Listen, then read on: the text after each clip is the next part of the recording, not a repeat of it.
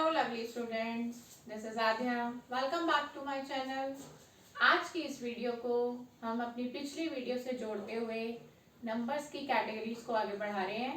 हम अपनी पिछली वीडियो में बहुत सारे नंबर्स को समझा चुके थे और हमारे जो 3 टाइप के नंबर्स थे वो रह गए हैं और वो नंबर्स हैं rational number, irrational numbers and real numbers. बहुत ही इंपॉर्टेंट टॉपिक, जुड़े रहेंगे मेरे साथ और बोर्ड पर देखेंगे। रैशनल नंबर्स और irrational numbers and real numbers, ये 3 लास्ट कैटेगरीज रह गई हैं हमारी, जिनको आज हम समझेंगे।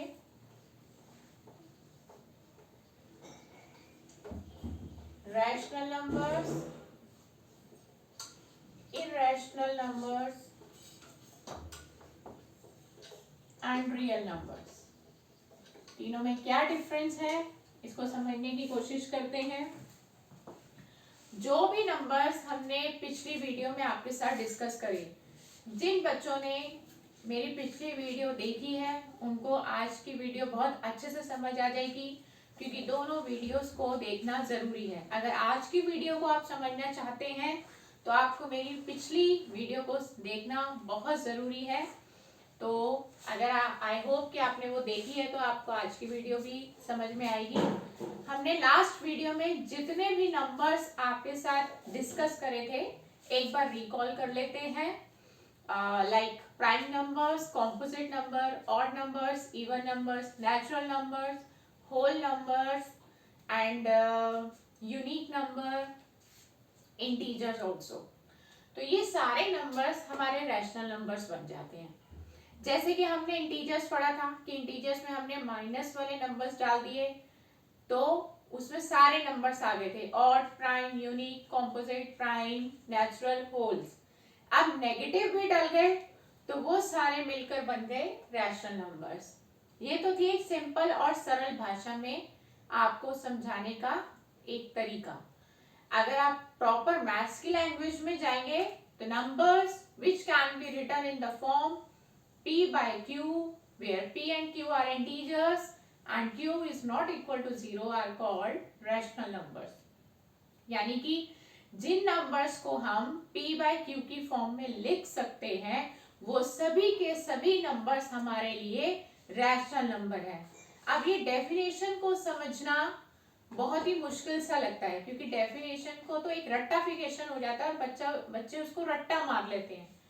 एक्चुअली में वो डेफिनेशन हमें क्या कहना चाह रही है हम उसको प्रैक्टिकल लाइफ में समझते हैं, इजी लैंग्वेज में समझते हैं। कैसे? जैसे 5 है, सपोज हमने एक नंबर ले लिया है 5, तो आप देखेंगे कि हम इसको 5 by 1 लिख सकते हैं। ठीक है, अब जिसको हम 5 by 1 लिख रहे हैं यानी कि जिसको हम P by Q की फॉर्म में लिख सकते हैं तो वो हमारे लिए एक रैशनल नंबर हो गया। कोई भी नंबर, सपोज 0, आप 0 को 0.1 लिख सकते हैं तो ये भी एक रैशनल नंबर है। कोई भी माइनस का नंबर लाइक -51 तो आप इसको भी अपॉन 1 लगाकर P by Q की फॉर्म बना सकते हैं।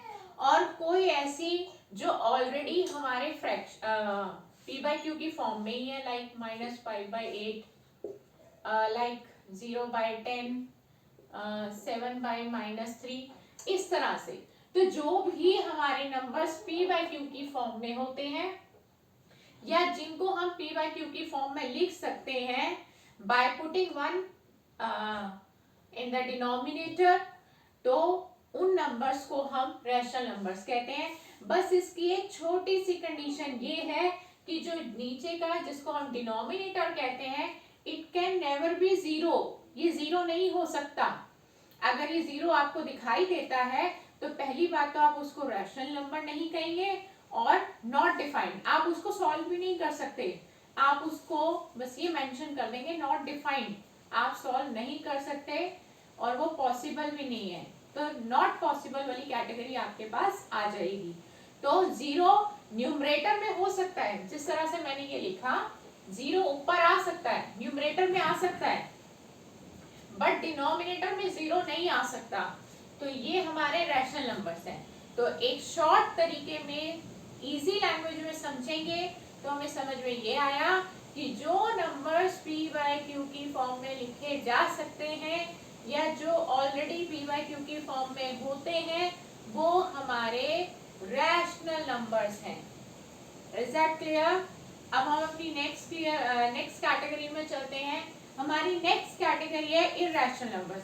ये बिल्कुल हटकर है, ये कैटेगरी किसी से जुड़ नहीं सकती, या अभी तक हमने जितने नंबर्स पढ़े उनमें कोई इरैशनल नंबर नहीं होता। ये एक डिफरेंट कैटेगरी है जो फर्स्ट टाइम हम 9th क्लास में फेस करते हैं। आप समझते हैं कि इरैशनल नंबर्स होते क्या हैं? देखिए, इरैशनल नंबर्स वो है जो पी बाई क्यू की फॉर्म में नहीं लिखे जा सकते, यानी कि इसका बिल्कुल कन्वर्स सॉरी इसका कन्वर्स ये लिखे जा सकते हैं पी बाई क्यू की फॉर्म में, और ये पी बाई क्यू की फॉर्म में नहीं लिखे जा सकते। तो आप सोचिए ऐसे कौन से नंबर हैं जो पी बाई क्यू की फॉर्म में नहीं लिखे जा सकते।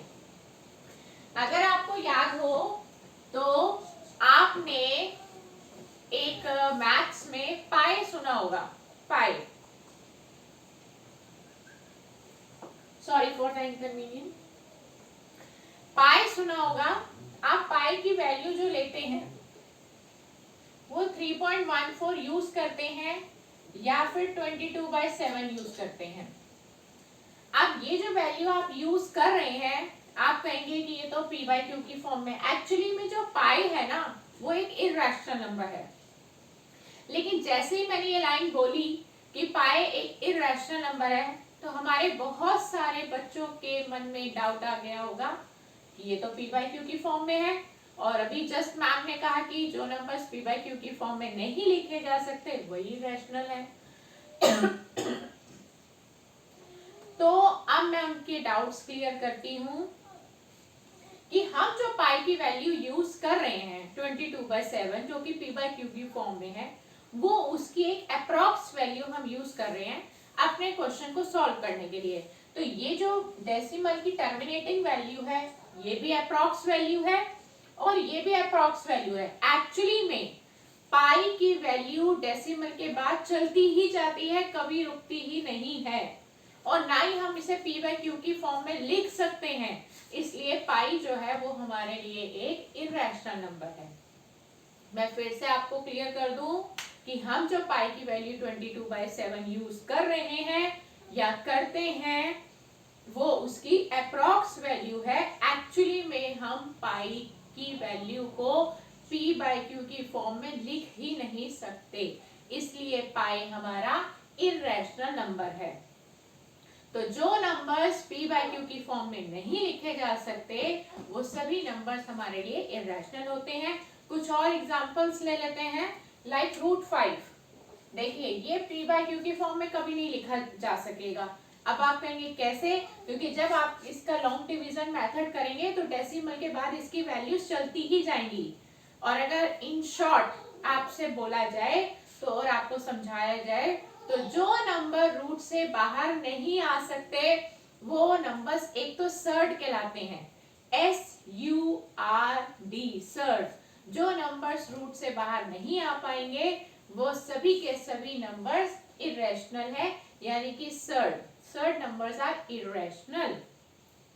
अब लाइक 5, देखो आप 5 के अगर फैक्टर करेंगे 5 into 1 पेयर बनेगा नहीं, तो 5 रूट से बाहर आएगा नहीं, और जब 5 रूट से बाहर आएगा नहीं तो वो इरैशनल है। अब एक √4 को चेक कर लेते हैं, ये रैशनल है या इरैशनल है। आप 4 के फैक्टर करिए, 2 into 2 पेयर बन रहा है, पेयर में से एक नंबर बाहर आ गया और रूट हट जाता है, तो जो फाइनल आंसर आया वो रैशनल है, क्योंकि आप 2 को 2/1 लिख सकते हैं। तो ये वाला नंबर हमारा रैशनल है।